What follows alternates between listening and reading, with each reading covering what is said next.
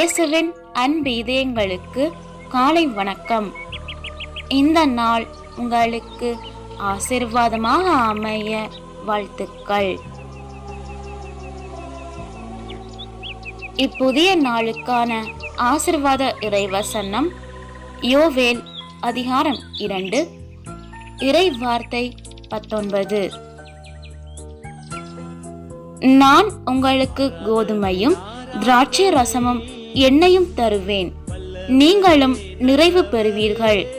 இனிமேல் வேற்றினத்தார் நடுவில் உங்களை நிந்தைக்கு ஆளாக்க மாட்டேன்.